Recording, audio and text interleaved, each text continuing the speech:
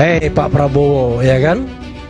Coba realisasikan janji Anda untuk memberantas korupsi itu. Mulailah dari dugaan-dugaan korupsi yang hari ini kita diskusikan. Biar clear masalahnya. Kalau itu suap, katakan suap. Kalau tidak, case close. Selesai. Ini anak-anak Abah, pendukung dan relawan Pak Anies, emang bener-bener istimewa ya. Keren lah kalian semua. Saat ini, simpati dan suara kita terus diperebutkan oleh pasangan Rawon dan Modol, Pramono, Bang Dol. Nah, sekarang pertanyaannya, kalau kita, anak-anak Abah, para pendukung dan relawan Anies Baswedan, andai kata kita tidak kompak melakukan gerakan coblos semua atau gerakan golput, apakah Rawon dan Modol akan tetap berebut simpati dan suara kita? Ya. Ini ada KPU yang sok mengancam ya, mengancam voters, pemilih yang tidak mau memilih atau mengkampanyekan coblos 3 dan dia kemudian mengatakan bisa dipidana.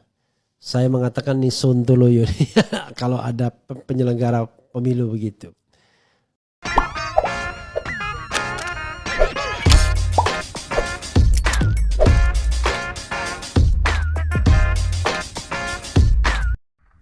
Baik sahabat sekalian, jumpa lagi bersama saya di channel ini, di mana pada kesempatan video kali ini saya akan mencoba untuk mereaksi 3 buah video yang datangnya dari Refly Harun ya. Baik, untuk di video pertama nanti kita akan lihat dan dengarkan bagaimana pernyataan atau statement dari Refly Harun terkait dengan pemberantasan korupsi. Dan 2 video lainnya adalah terkait dengan niat dari para pendukung Anies Baswedan yang akan mencoblos semua paslon di Pilgub DKI nanti. Itu dikarenakan mereka kecewa Anies tidak lolos atau tidak masuk di Pilgub Jakarta. Sehingga tindakan yang mereka lakukan adalah tetap datang di TPS, tetapi yang mereka coblos adalah semua paslon. Dengan demikian, suara menjadi tidak sah. Hal tersebut sudah diingatkan oleh pihak KPU agar tidak melakukan hal tersebut, karena sama saja dengan tidak menghargai suaranya sendiri. Tapi seorang pakar hukum tata negara, ahli hukum tata negara, Refly Harun, menegaskan atau mengingatkan kepada KPU bahwa itu adalah bagian dari hak seorang warga negara. Entah dia mau pilih atau tidak atau blanko sekalipun, itu merupakan haknya yang harus dihargai. Kira-kira pendapat sahabat sekalian setelah menyaksikan video ini seperti apa? Jangan lupa sebentar setelah habis tonton untuk di komentar ya. Baik, kita langsung saja ke videonya. Hei Pak Prabowo, ya kan? Coba realisasikan janji Anda untuk memberantas korupsi itu. Mulailah dari dugaan-dugaan korupsi yang hari ini kita diskusikan. Biar clear masalahnya. Kalau itu suap, katakan suap. Kalau tidak, case close. Selesai. Kalau suap katakan suap ya. Ada urusan. Kaisang mau korupsi, saya juga begini. Kaisang tidak korupsi, saya juga begini. Yang paling penting adalah sebagai warga negara kita berpartisipasi dalam pemberantasan korupsi di lapangan manapun. Dan saya terima kasih dengan Mas Roy yang sudah memberikan data yang saya kira menambah kekayaan dan hasanah kita semua, ya kan? Informasinya menarik. Dan jangan dipaksa untuk menjadi penegak hukum atau orang hukum. Satu lagi. Baik ya, pernyataan dari Refly Harun ini sepertinya memprovokasi, membakar semangat Prabowo Subianto untuk segera menuntaskan atau memberantas korupsi.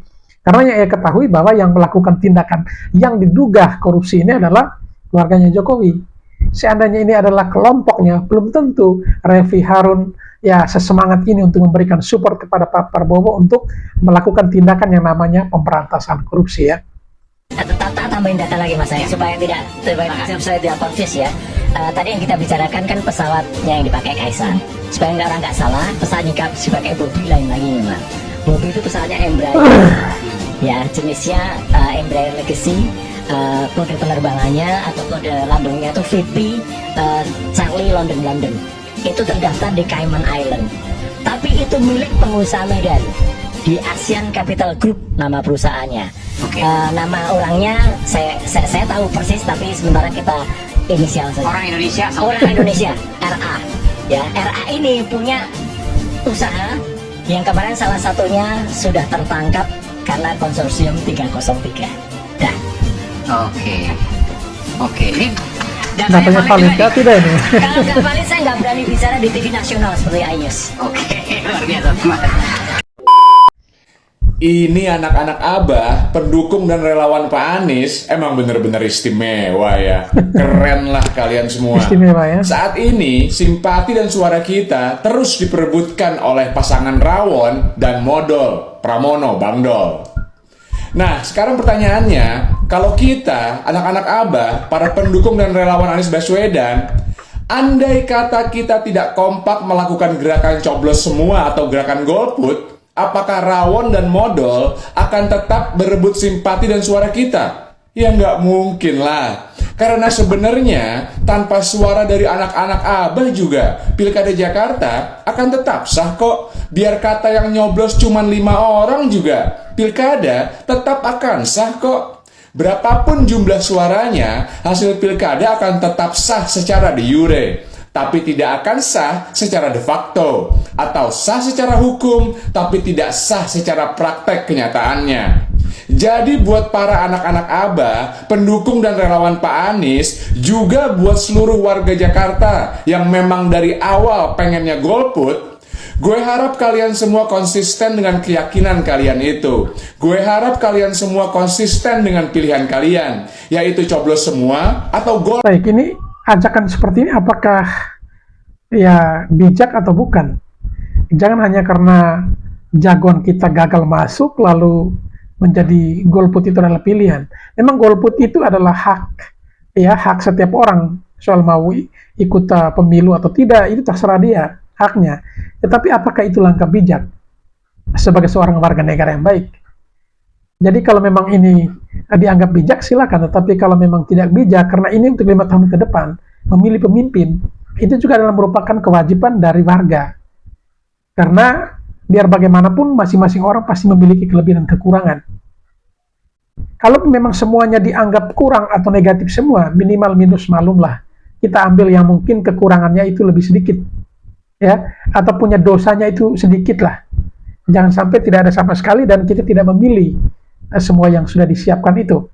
Ini mungkin perlu ditinjau kembali, perlu dipertimbangkan lagi sebagai orang warga Jakarta. Jangan mudah terprovokasi dengan ajakan-ajakan melalui seperti ini. Ya, karena nasib warga Jakarta tidak ditentukan oleh Anies juga, oleh setiap siapapun dia yang terpilih untuk memimpin Jakarta. Bukan dari sosok seorang Anies. Nah, ini syukur-syukur Anies gagal masuk, tapi kalau Aniesnya entah dalam perjalanan kita sebagai manusia Tuhan panggil misalnya, apakah seterusnya warga Jakarta tidak akan memilih calon pemimpin lagi? Kecewa boleh, tetapi bijaklah dalam mengambil tindakan ya. Golput sekalian. Kalau kalian kecewa dengan bagaimana proses demokrasi dijalankan, maka konsistenlah dengan coblos semua atau golput. Biar ini jadi pelajaran bagi para elit politik yang sudah membegal aspirasi warga Jakarta, yang telah merampok kedaulatan warga Jakarta dalam menentukan sendiri pilihannya. Kita tunjukkan kepada mereka bahwa warga Jakarta tidak bodoh dan kami menolak keras dibodohi dan dimanfaatkan oleh segelintir elit politik.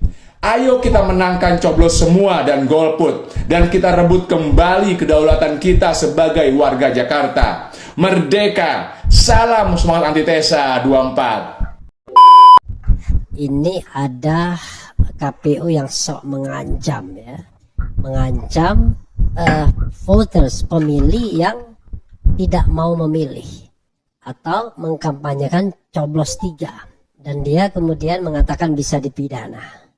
Saya mengatakan ini sontoloyo kalau ada penyelenggara pemilu begitu. Dia tidak paham yang namanya konstitusi dan demokrasi ya. Jadi kalau kita mau berkonstitusi ya, dan demokrasi itu adalah prinsip dalam konstitusi yaitu kedaulatan rakyat, maka yang namanya hak menyatakan pendapat baik secara lisan maupun tulisan itu dilindungi oleh konstitusi sebagai a constitutional right. Yang tidak boleh itu maksa orang lain, baik memaksa secara kasar maupun secara halus. Secara kasar itu dengan ancaman, secara halus dengan pemberian. Nah ini anggota KPU ini pasal money politics dipakainya untuk mengancam pemilih yang mau coblos 3. Ini nggak paham tentang konstitusi, demokrasi, dan election, dan tidak juga bisa memahami bunyi dari undang-undang. Bunyi undang-undang itu jelas untuk pasal money politics. Oke, kita bacakan ya, sobat era sekalian.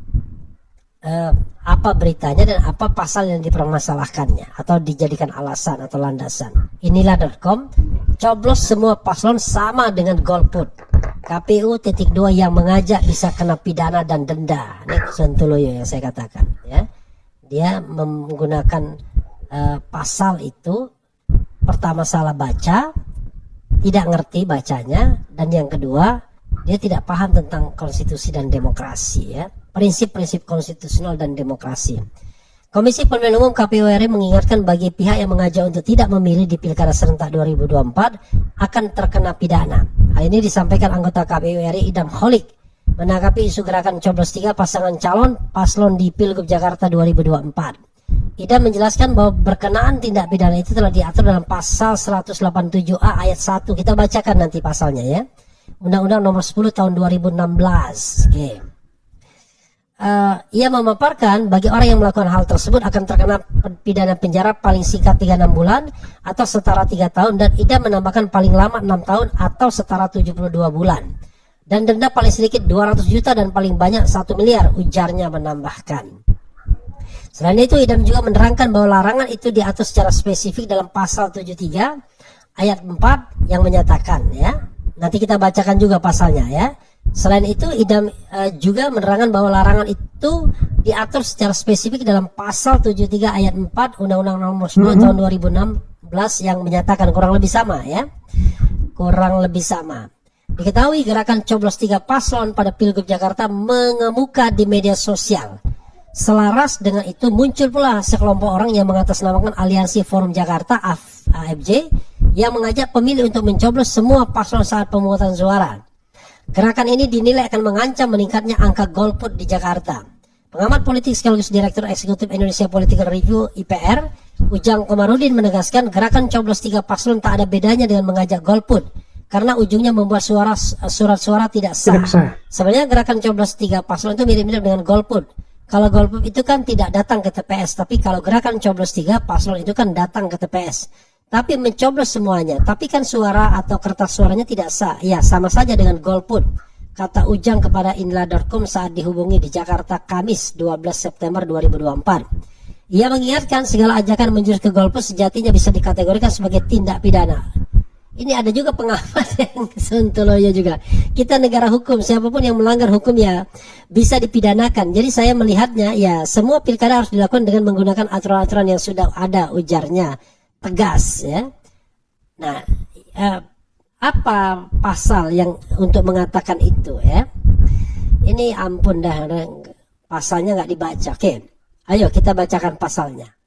Jadi kita bacakan pasal 187 yang dikatakannya tadi ya. Kira-kira bunyinya bagaimana itu?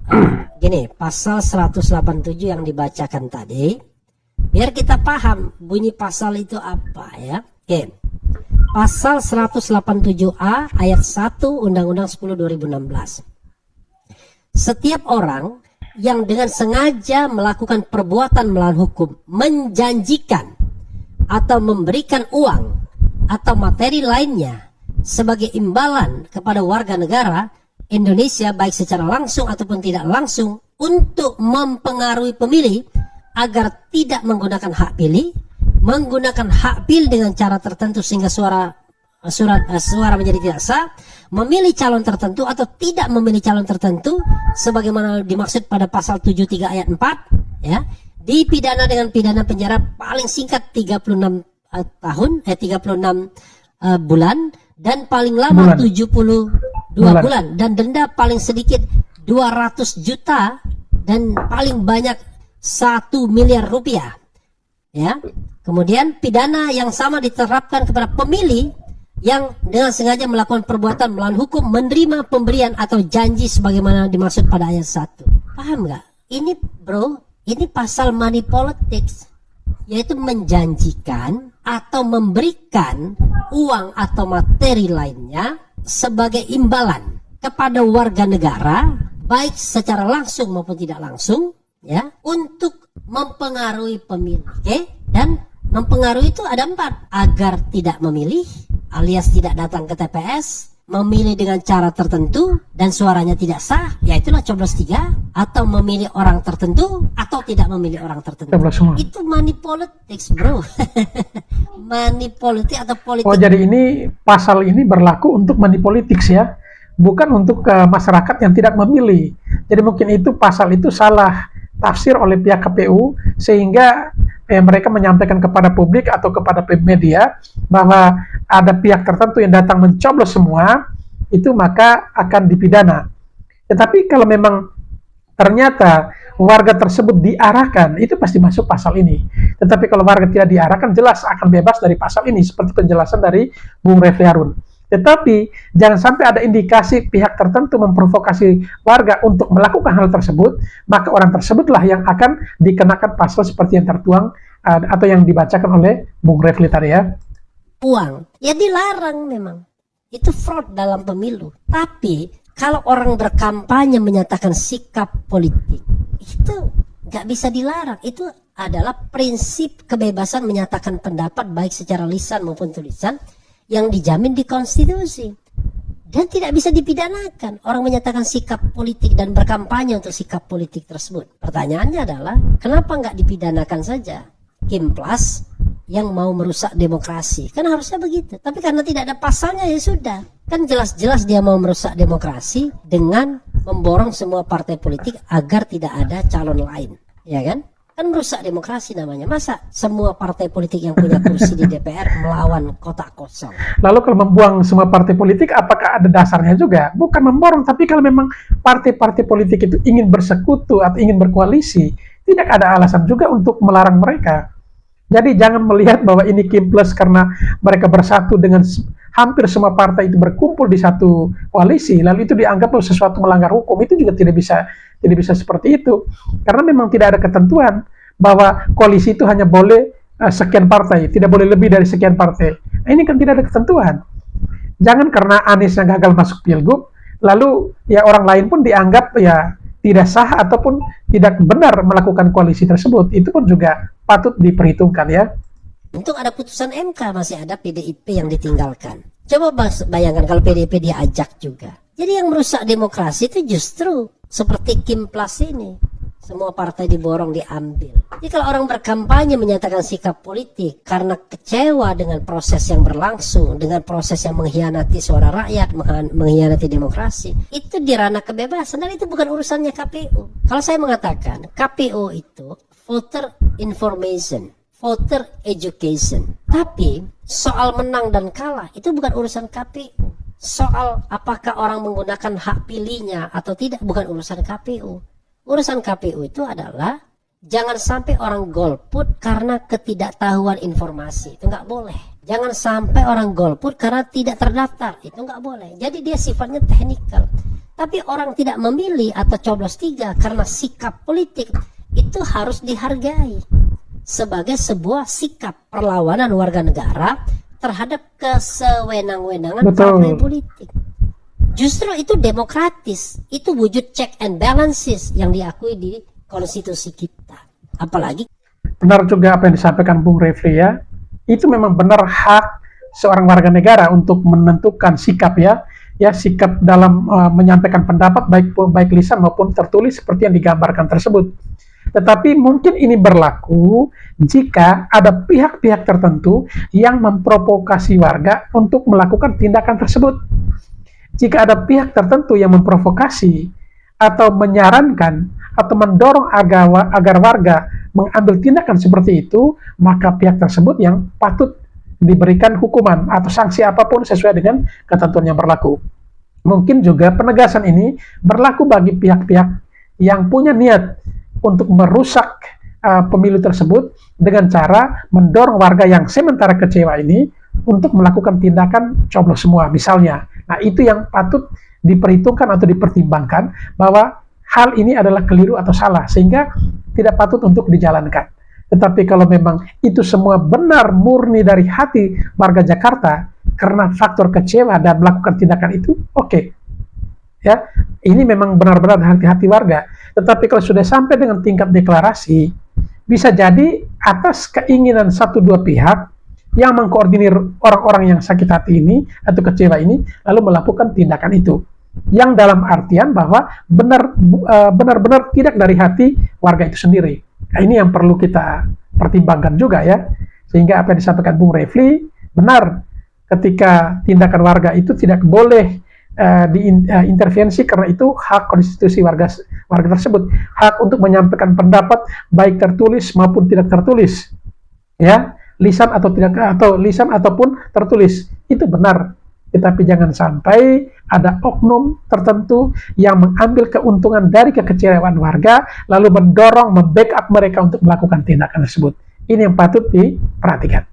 Kita negara berkedaulatan rakyat, kok bisa menyatakan pasal money politik digunakan untuk itu, ya? Oke, dia juga menyebut pasal, diatur juga katanya di pasal 73 ayat 4, ya, yang berbunyi, selain calon atau pasangan calon, anggota partai politik, tim kampanye dan relawan atau pihak lain juga dilarang dengan sengaja melakukan perbuatan melawan hukum, menjanjikan atau memberikan uang atau materi lainnya sebagai imbalan kepada warga negara Indonesia baik secara langsung ataupun tidak langsung untuk mempengaruhi pemilu, untuk tidak mempengaruhi pemilih, untuk tidak menggunakan hak pilih dengan cara tertentu sehingga mengakibatkan suara tidak sah dan mempengaruhi untuk memilih calon tertentu atau tidak memilih calon tertentu. Sama kan? Cuma tadi ancaman pidananya atau ancaman dendanya. Kan sontoloyo namanya. Pasal money politik digunakan untuk mengancam sikap politik warga negara. Sikap politik itu nggak boleh dipidanakan. Ini gimana? Belajar demokrasinya di mana? Belajar konstitusinya di mana? Iya kan? Kok pasal money politik digunakan? Kecuali gerakan AFJ tadi, ya, Aliansi Forum Jakarta tadi, mengancam orang atau ngasih uang kepada orang atau menjanjikan nanti ya, kalau golput menang atau coblos sampul menang, ente pade nanti kita kasih masing-masing 100.000. Nah, itu baru money politics, nggak boleh siapapun, karena dia dapat kategori yang kedua tadi, datang tapi coblos semua, membuat suara tidak sah dengan cara tertentu. Kalau itu kesadaran politik sendiri tanpa paksaan, tanpa janji atau pemberian, ini nggak bisa tidak bisa dipidanakan. Nah, itu yang kadang-kadang saya juga mengelus dada. Ini sebenarnya KPU ini bertindak untuk atas nama siapa sih sesungguhnya? Atas nama rakyat atau atas nama rezim? Ya kan? Jangan risau bro, kalau orang tidak memilih, itu justru menunjukkan bahwa ada kesadaran politik. Harus bangga. KPU kalau misalnya yang menang kotak kosong, ya jangan bersedih, itu bangga harusnya. Berarti rakyat Indonesia levelnya sudah naik. Level bansos lagi, bukan level uang receh, ya kan? Tapi level kesadaran politik. Masa dengan bagi-bagi sembako, bagi-bagi bansos Anda tidak ribut, tidak ngancam-ngancam, tapi ada warga negara yang kemudian mau coblos 3 Anda ancam, padahal ngancamnya pakai pasal atau pasal money politics. Udah jelas-jelas money politik, perbuatan melawan hukum dengan menjanjikan atau memberikan uang atau materi lainnya kepada warga negara, ya kan, agar pemilih, yang menyebabkan pemilih itu tidak memilih dengan cara tertentu sehingga suaranya tidak sah, memilih calon tertentu atau tidak memilih calon tertentu, kan begitu. Ya, barulah kena ancaman penjara dan denda tadi. Tapi itu sekali lagi, once again, pasal money politics tidak hanya bagi yang memberikan, yang menerima juga kena juga. Pasal itu menyebutkan baik yang menerima maupun yang apalagi yang memberi.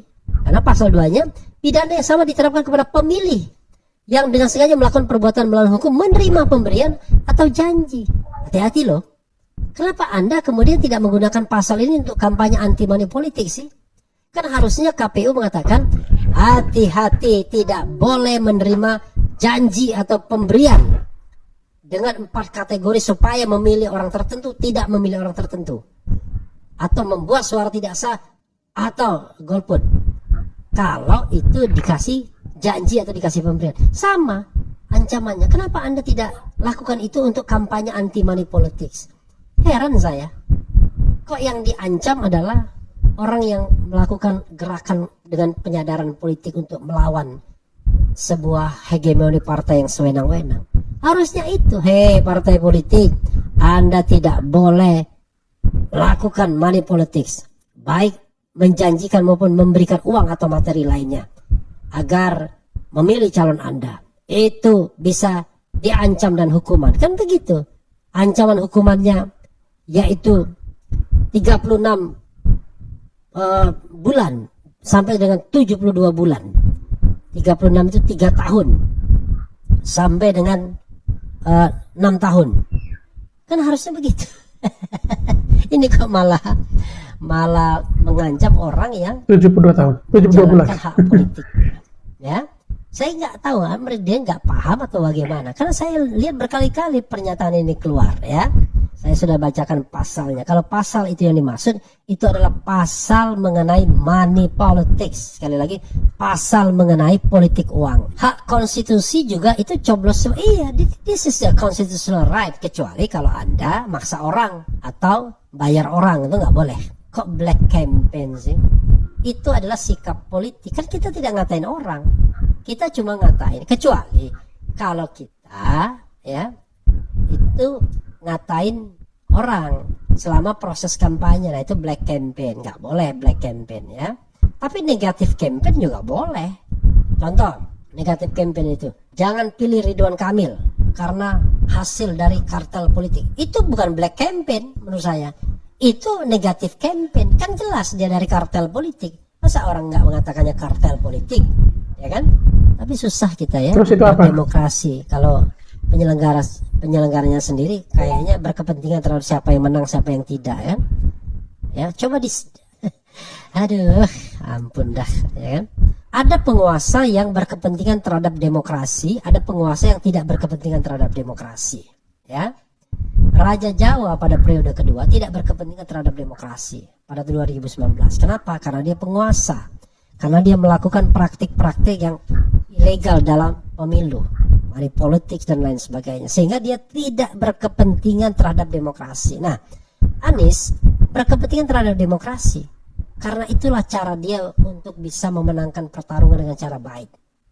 Jadi semakin orang bergantung kepada demokrasi di dalam pemilihan yang sifatnya election seperti pemilihan presiden, maka sesungguhnya dia akan memelihara demokrasi itu sebagai sebuah bentuk atau sebuah legacy dia. Makanya Anies tidak menghindari dialog. Beda sama yang calon lainnya, ya, calon yang menang lah, menghindari dialog karena tidak mampu dan tidak mau berdialog. Yang ada adalah emosi ketika dikritik, diserang dan lain sebagainya. Anies tidak. Karena itu, padahal inti dari demokrasi itu adalah dialog. Itu inti dari demokrasi, yaitu bagaimana kita meeting of mind, bagaimana pendapat itu kemudian bisa kita sampaikan secara bebas, dan nanti pengambilan keputusan didasarkan pada pendapat-pendapat yang tidak dikerangkeng tersebut. Dan sebagai penguasa, ya pendapat yang paling radikal pun ya harus didengar, dan tidak boleh orang dijebloskan ke penjara karena hanya berpendapat. Harusnya begitu kalau kita mau bicara demokrasi, ya kan? Masa kita lebih terluka dengan 11-20 dibandingkan apa yang dikatakan Fufu Fafa. Tapi itu pun saya nggak terlalu menganggapnya, ya. Yang paling harus dihukum adalah orang yang korup, yang nyolong uang negara, yang korupsi, ya, yang mengancam, menggunakan preman dan lain sebagainya. Jadi itu kejahatan, bukan hal-hal seperti ini. Kalau Fufu Fafa, saya melihatnya bukan dari aspek pidananya, tapi dari aspek tata negaranya. Apakah layak kalau memang itu Gibran seorang wakil presiden ngomong atau bikin postingan seperti itu? Beda lagi, ya. Karena kita minta kualitas seorang wakil presiden, bukan warga negara biasa. Itu saudara sekalian, ya, mudah-mudahan ini bermanfaat, memberikan pencerahan kepada kita semua bahwa ini pasal money politics dan tidak bisa digunakan untuk menjerat orang yang mengkampanyekan gecos, gerakan coblos semua, atau kecot, gerakan coblos 3, atau golfoot, ya, gerakan golongan putih, fufufafa. Wassalamualaikum warahmatullahi wabarakatuh. Baik sahabat sekalian, setelah mendengarkan penjelasan dari Bung Refli Harun, memang ada beberapa poin yang masuk akal ya, terkait dengan pemberlakuan undang-undang seperti yang digambarkan tadi. Tetapi kalau lagi-lagi kita perhatikan, ujung-ujungnya juga akan kembali kepada Presiden Jokowi dan juga keluarganya. Ujung-ujungnya seperti itu. Dan seperti yang digambarkan tadi, bahwa yang ditinjau hanya kelompok-kelompok tertentu yang dianggap sebagai lawannya. Tetapi kalau kembali kepada kelompoknya, itu dibenarkan. Ya, mudah-mudahan apa yang disampaikan ini bisa memberikan gambaran kepada kita sekalian, sehingga para sahabat juga bisa berkomentar di kolom komentar tentunya ya. Jangan lupa untuk tuliskan argumentasi atau pendapat atau kritikan terhadap video-video yang ditayangkan tadi di kolom komentar. Sekian dan terima kasih, dan sampai berjumpa kembali di video selanjutnya.